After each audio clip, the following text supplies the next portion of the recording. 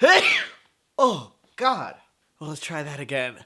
What's up, folks? It's Trans Tuesday, and this week we're going to have some tea and talk about how I came to the decision of phalloplasty.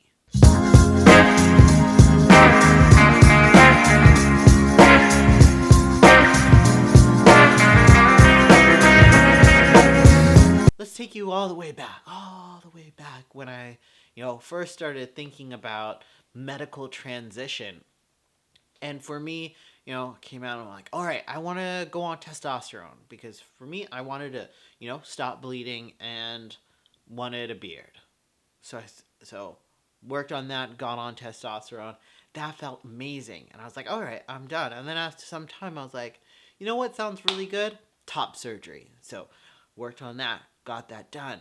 And at each of these points, I was like, you know what, this is what's good for me right now. And that's, I didn't really, when I looked into the future, I couldn't see any more things regarding medical transition, but I wasn't closing the door on that.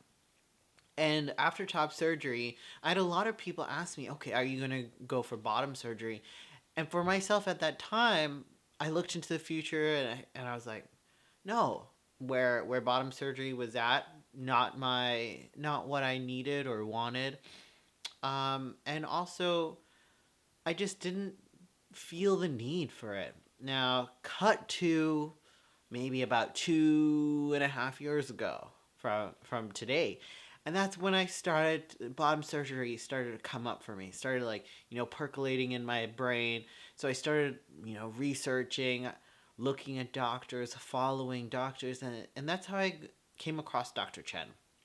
And then not too long after that, there were a couple people that I follow on YouTube that received phalloplasty from Dr. Chen. And I was like, okay, like somebody's documenting their experience, their side of this process, and being able to see them go through that and hear their story, it answered a lot of my questions about, what this process looked like. But for myself, I still didn't know. I didn't know, for folks who don't know, bottom surgery for trans mass people can look like a whole host of different things. But the two that I was considering was phalloplasty, and that's where they, take a graft from your arm or your thigh or your lats, and they make a phallus with that graft for you, or metodioplasty, which is pretty much working with your current junk and rearranging some stuff, making some new things, but there's no major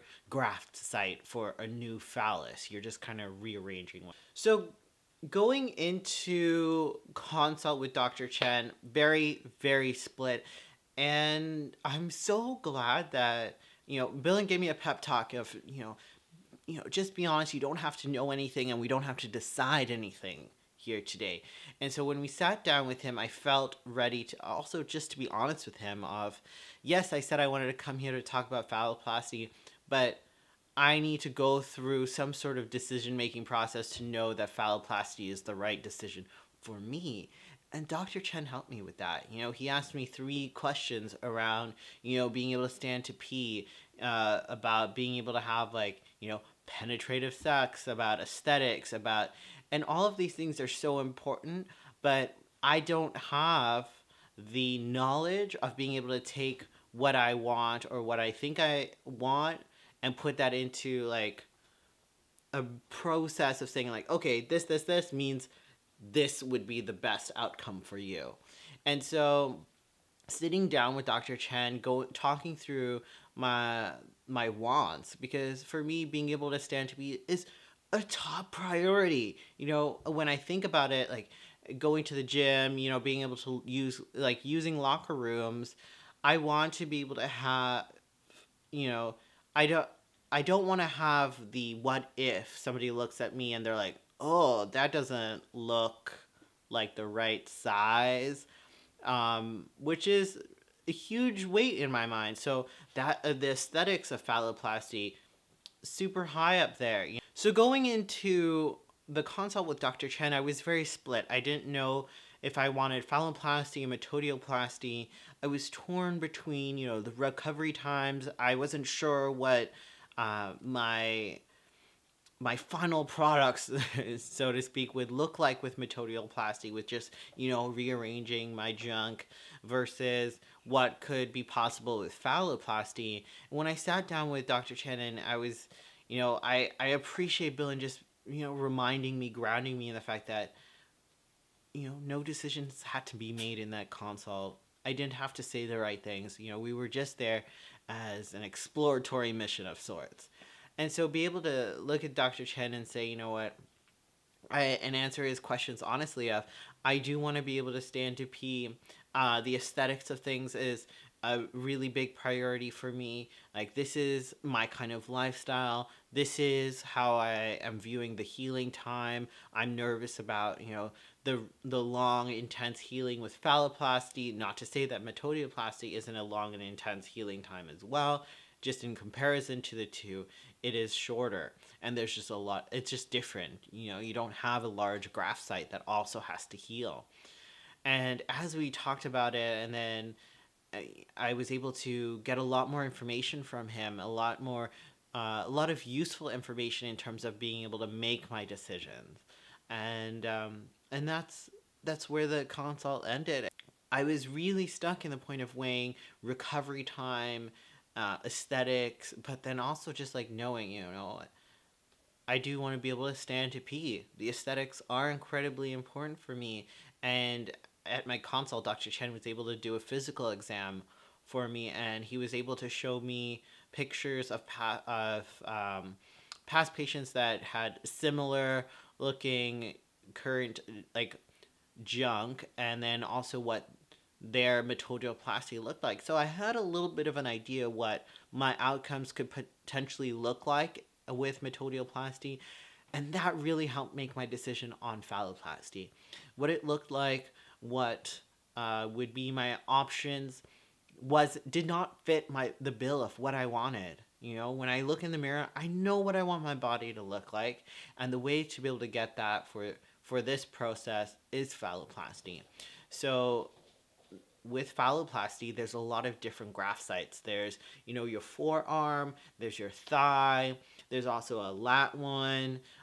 And after going through the consult and hearing from them of, my thigh would not be the best graft site. I do have, big thighs. I like my thighs, but in terms of phalloplasty, my forearm is the best graft site. So that's how that got chosen of, I'm doing radial forearm phalloplasty. So they're going to be taking a graft from here.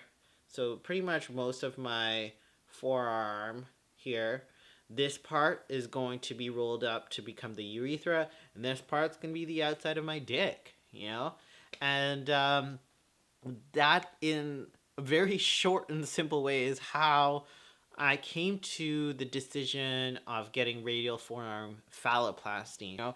Like, to be in a point where I can look at all the options even in phalloplasty and say, what, this, these are all things that I want, and put it all together and say, this is the surgery I want.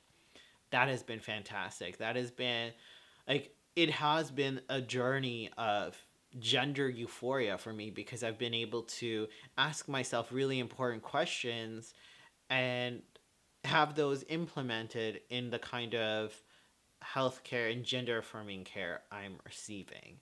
And that is the beautiful thing to me when I think about all of this.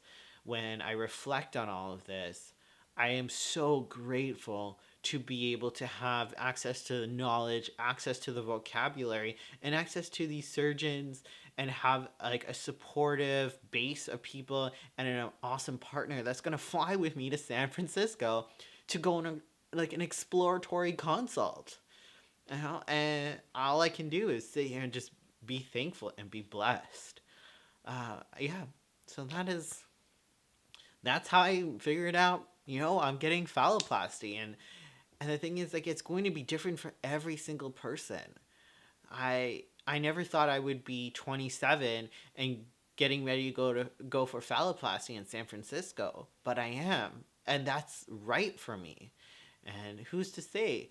It might be right for you later on. It might be right for you earlier than me. And that doesn't change anything. That's as long as it feels good for you, it feels right for you. That's the important thing. Thank you so much for joining me this week on Trans Tuesday, the surgery season. If you enjoyed this, like it, subscribe, hit me up if you have any questions. Thank you so very much. I hope you have a great week. Stay safe, stay beautiful. Peace.